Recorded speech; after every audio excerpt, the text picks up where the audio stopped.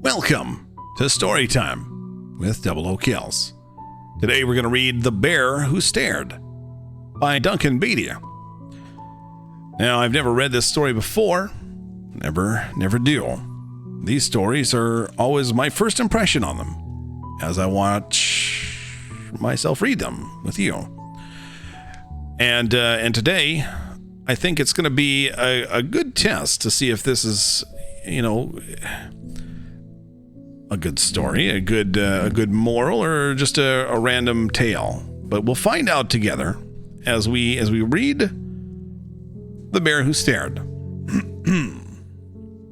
I will try and show you photos as I come across them, or things that need to be shown, but for the most part, just so you know, these stories are me reading. And this is not a long one, so fall asleep quickly. The Bear Who Stared by Duncan Bedia. Little P Books.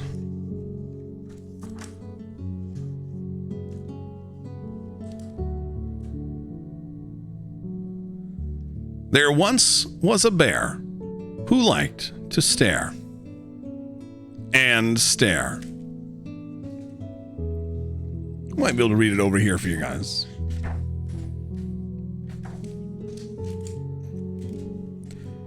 And stare. Bro, he is staring. I mean, like, that's almost uncomfortably staring at you. Just so you know, that's really staring.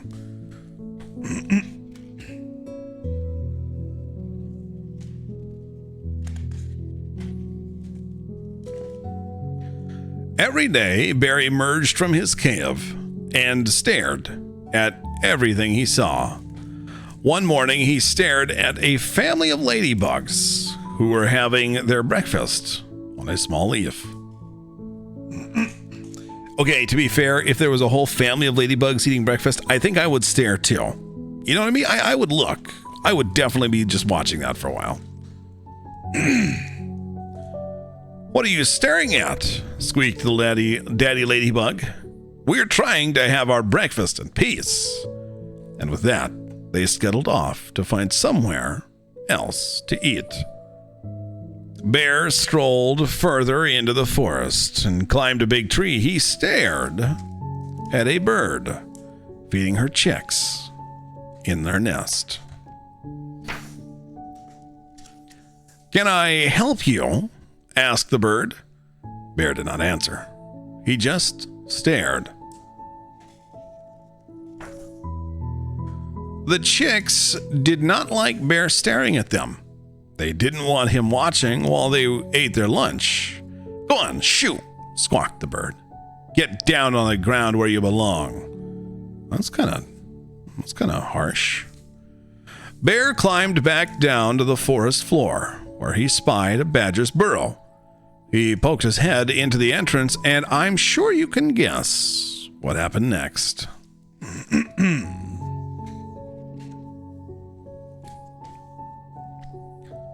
Oi! Stop gawking! Barked the badger, and he bit poor Bear on his nose. He was a particularly angry badger. Bear pulled his head from the badger's burrow with a pop, and he skulked off, rubbing his sore nose. I don't know how well you can see here, but his nose is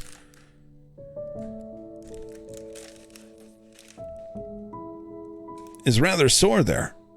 They have given him a particularly sore nose. It's kind of pulsy red looking. It's kind of pulsy red looking, okay?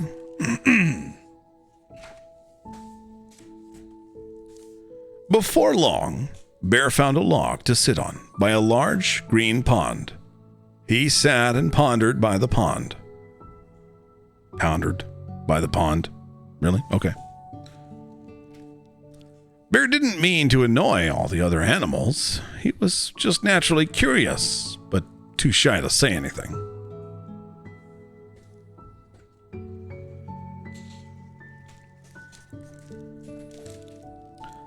I've seen that look before, said a small, croaky voice coming from the pond. Bear looked down and saw a plump little frog. Bear stared at the frog.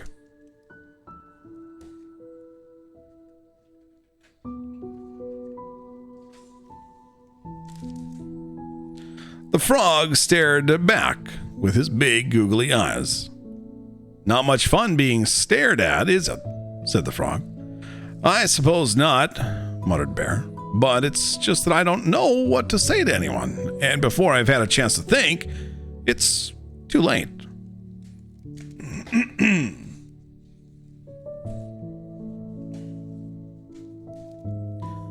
Bear stared into the water and saw another bear staring back at him with the same wide, curious eyes. He looked just like Bear in every way, but this bear wobbled and was a strange green color.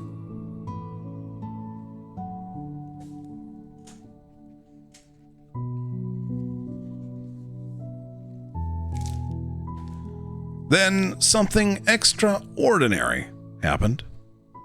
The green bear blinked, and his mouth turned into a smile, which turned into a big, happy grin.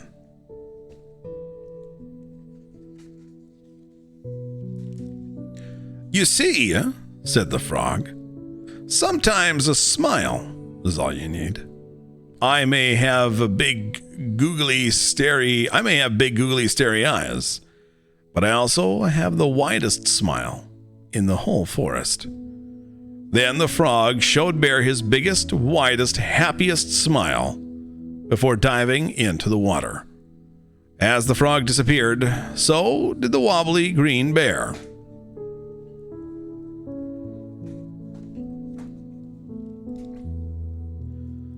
The next day, Bear trudged out of his cave. He saw the ladybug family enjoying their breakfast on a small leaf.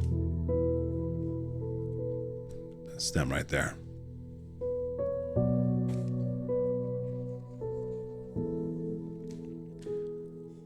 The daddy ladybug was just about to gather up their things and leave when Bear said hello with a big smile on his face. "Oh, hello," replied the daddy ladybug, and he smiled back. Bear strolled happily off into the forest. Now look at that. Same family, same bear, different outcome. And why? Because Bear changed his behavior. Bear made lots of new friends that day. He did not feel the need to stare. Although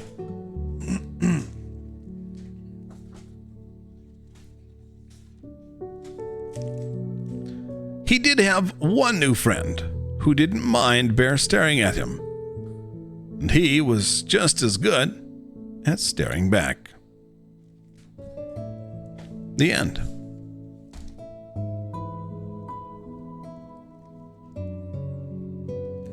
And the little addressing thing, the thing that it says, is for Everin, our bear cub. So, I mean, there was a bear who liked to stare, right? And I would associate, or I would say we have all been at some point socially awkward, and we have all experienced being around somebody who's socially awkward.